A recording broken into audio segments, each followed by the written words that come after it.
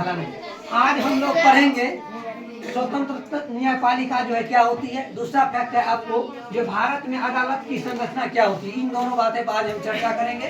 याद रखना है आप लोग को जो स्वतंत्र न्यायपालिका को जो है बहुत जो है एक अहम भूमिका होता है। पूरे जो भी भारत में शक्ति का बंटवारा किया गया है ये स्वतंत्र न्यायपालिका के लिए ही किया गया है। माने शक्ति का जो बंटवारा किया गया सरकार की मुख्य 3 अंगे होती है। एक होता है आपको न्यायपालिका, एक होता है कार्यपालिका, एक होता है विधायिका।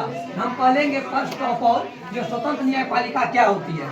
इसका जो स्वतंत्र न्यायपालिका को स्वतंत्र होना भी चाहिए, नहीं तो जो है किसी भी अदालत में क्या होती है, किसी भी अदालत में जो है मान लेते हैं कोई भी अदालत का जो न्यायाधीश सब होता है उसको जो है न किसी नेता के द्वारा जो प्रेशर आता है जो आपको ये काम करना ही पड़ेगा। ये काम क्या करना पड़ेगा, काम को करना ही पड़ेगा। तो इसीलिए आप लोग याद रखिएगा जो उसको काम को करना ही पड़ेगा तो कोई प्रेशर नहीं होना चाहिए। न्यायपालिका को क्या होना चाहिए, स्वतंत्र होना चाहिए। क्या क्या स्वतंत्रता मिली है हमारे इस संविधान के द्वारा उसको देख लेते हैं हम आज। कार्यपालिका जैसे सरकार की 3 शाखाएं होती है, एक होता है न्यायपालिका, कार्यपालिका और विधायिका। इसमें हम लोग याद रखेंगे कार्यपालिका और विधायिका जो होती है सरकार की अन्य 2 शाखाएं वो जो है न्यायपालिका के कार्य में कोई हस्तक्षेप मतलब होता है रोक टोक, कोई भी रोक टोक नहीं कर सकता। क्या कर सकता है, कोई भी रोक टोक नहीं करेगा। पहला स्वतंत्रता ये हुआ। दूसरी स्वतंत्रता देखिए आपको अदालत जो है, जो भी अदालत बनाया गया है 3 लेवल पर अदालत है जो नीचे पढ़ेंगे हम लोग। अदालत सरकार के अधीन वो नहीं होता है। मान लेते हैं अदालत जो बना है, अदालत जो भी सरकारें अभी चल रही है वो सरकार के अधीन अदालतें नहीं होती है। दूसरी स्वतंत्रता है। तीसरी देखो है ये सरकार की ओर से काम नहीं करते। मान लीजिए कोई भी सरकार है, मान लीजिए सरकार में वही हो जाता है आपको संसद हो गया, विधायिका हो गया, इसके अधीन जो है वो न्यायपालिका काम नहीं करती है। इसके बाद देखिए चौथा फैक्ट है न्यायाधीश जो होती है, न्यायाधीश की नियुक्ति में सरकार की कार्यपालिका एवं विधायिका का कोई भी दखल नहीं होता है। मान लेते हैं कोई भी न्यायाधीश का नियुक्ति हो रहा है, मान लीजिए सुप्रीम कोर्ट का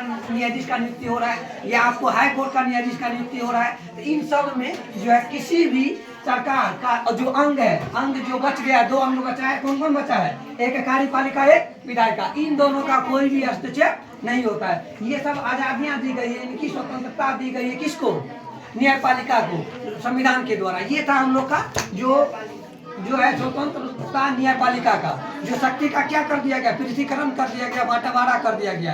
ये था आपको न्यायपालिका का स्वतंत्रता। उसके बाद देखो हम लोग पढ़ेंगे भारत में अदालत की संरचना कैसी होती है। तो याद रखिएगा अदालत जो हम लोग जानते हैं, अदालत को पूरे देश में 3 कैटेगरी में बांटा गया है। कितने कैटेगरी में बांटा गया है, 3 कैटेगरी यानी 3 स्तर में दिया गया है। जैसे हम पहला पढ़ेंगे हमारे देश में 3 अलग अलग तरह की क्या होती है, अदालतें होती है। एक होती है सुप्रीम कोर्ट, एक हाई कोर्ट, एक होता है जिला न्यायाधीश जिसको अधीनस्थ न्यायालय कहते हैं। तो पहला हम देख लेते हैं निचले स्तर पर जो अनेक अदालतें होती है। जैसे मान लेते हैं जिला लेवल पर जो अदालतें होती है उसमें जो अनेक अदालतें होती है जिन्हें हम लोग क्या बोलते हैं, अधीनस्थ न्यायालय कहते हैं। क्या कहते हैं, अधीनस्थ न्यायालय कहते हैं या जिला अदालत कहते हैं उसको। दूसरा देखो क्या है, सबसे ऊपरी स्तर पर एक अदालत होती है, सबसे ऊपर यानी कि देश में जो एक सिंगल अदालत होती है अकेला, जिन्हें हम लोग क्या बोलते हैं, सर्वोच्च न्यायालय कहते हैं। क्या कहते हैं, सर्वोच्च न्यायालय कहते हैं। जो इन्हीं का फैसला क्या होता है, अंतिम फैसला होता है। इन्हीं का फैसला क्या होता है, अंतिम फैसला होता है। एक और बच गया आपको, प्रत्येक राज्य में एक उच्च न्यायालय होता है। प्रत्येक राज्य में क्या होता है, एक उच्च न्यायालय होता है जिसे हम लोग क्या बोलते हैं, राज्य का सबसे ऊंची अदालत बोलते हैं। जैसे हम लोग का पटना में जो है हाई कोर्ट जो है ये राज्य का उच्च अदालत हो गया।